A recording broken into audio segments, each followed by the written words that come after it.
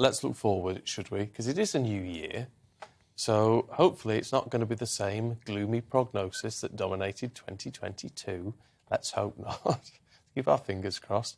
What are the trends and the tech, perhaps, that's going to define the coming 12 months? Well, when you want to know about what's coming up, no one better to talk to than futurist Andrew Eborn, who's here. Good afternoon. You were going to say good morning, weren't you? I know, it's a funny time of the day for both of us, which we love. It's going to be good. Yeah, well, it makes a change. It does make a change, and we need a change. Oh, boy, do we need a change. We've had a rotten 2022. FU 22 is what I think they said. But my goodness me, it's 23. And it's going to be a really exciting stage. And we've got the obvious conflicts which we should address as well. What's going to happen in Ukraine, what might happen with China, and obviously the whole eating or heating debacle. But some of the most exciting developments, which is my main sort of focus, is about what's happening in robotics, in AI, in medicine, and the tremendous advances that are happening there. Well, that all sounds very positive.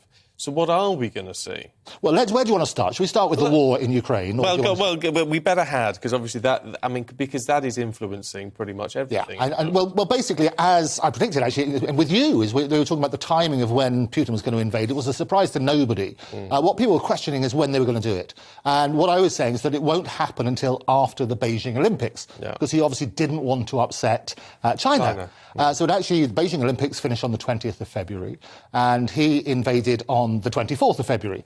What's happened is, obviously, basically the President has been catapulted into a sort of global stage, and he's now a superstar, just come back from Washington. And within that time, he's been given some glorious new weapons, which are going to sort of help with this sort of stuff, called the Patriot batteries. And what they're the mobile surface-to-air missile and anti-ballistic missiles. They can shoot down incoming missiles, which is going to be a fantastic stage, a fantastic weapon for them.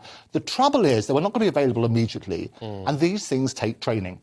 So we're going to see, whilst they're going to be very powerful for Ukraine, it's going to take a little while before we actually see that happen. We are seeing that. I mean, the reality of and partly why Ukraine has astounded us all in all of this is when you take numbers on number. I mean, a lot of the equipment Russia has is actually not great. Yeah. But they've got lots of it. Yeah.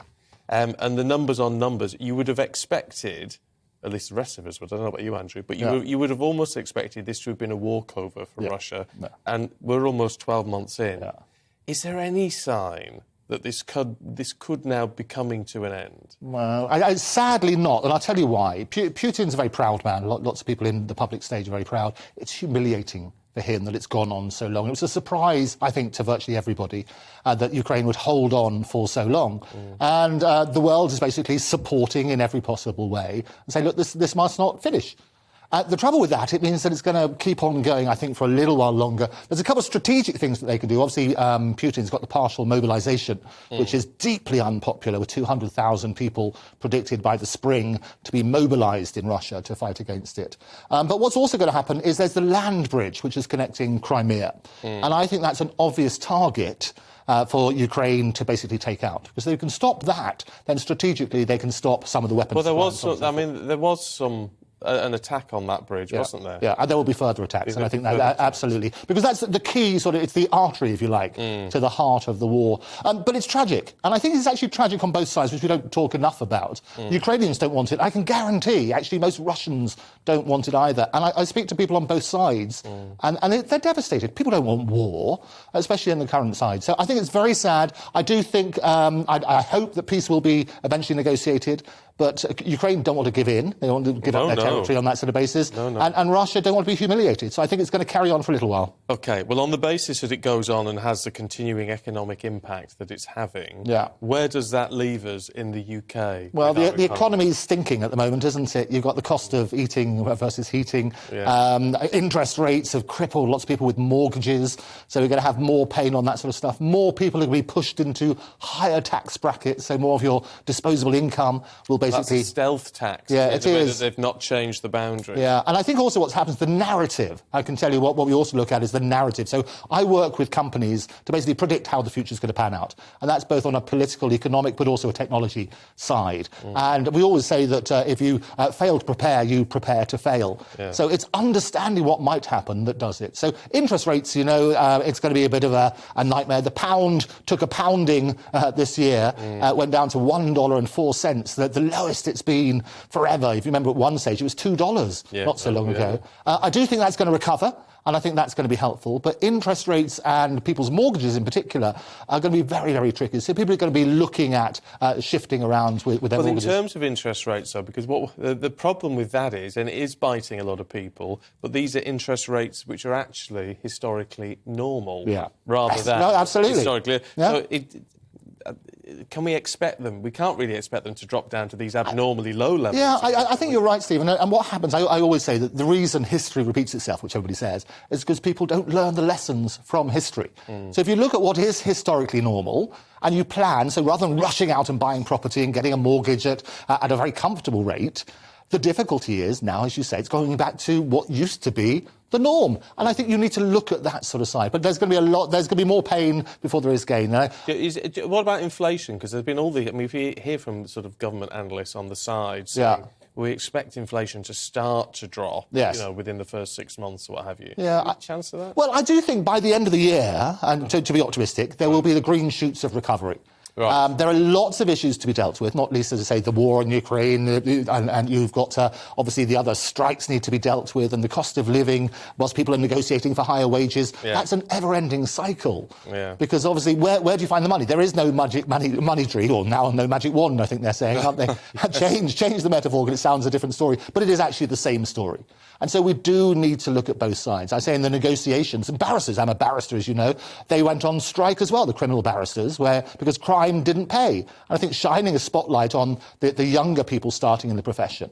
And most of them were under £12,000 a year is what they were earning when they were dealing with legal aid. So what's going to happen, it's difficult for a lot of people. I always say, look, we're not in the same boat, but we are on the same ocean. And I think understanding what people need and getting those... But it also means looking at efficiencies. So I talk to a lot of people in the NHS. It's not just about money.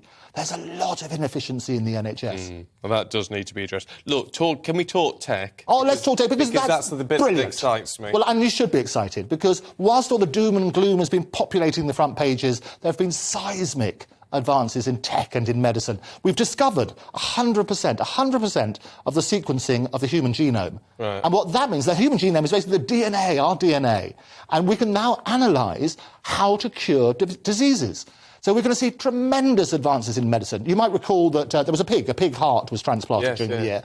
That sort of side, which you can genetically engineer to fit within people, is going to improve as well. And all sorts of things on AI. AI also, artificial intelligence, is also basically almost sentient, is what they're saying. Because that's the thing, I always have a bit of a gripe with this, because we call it AI. Yes. It's not actually AI until it's sentient, is it? Well, and this is what's happened. So Alan Turing, I know you've probably got in your wallets, let's have a look. We've got one over here. Alan Turing, you remember that from the 1950s, fantastic. The Turing test. Well, he appears on the back of a £50 note. Can I say, and I'm saying this in all honesty, I have never seen a £50 note with Alan Turing. I haven't seen a £50 Have you not? I haven't seen a £50 note in years. Have it. I've got another one.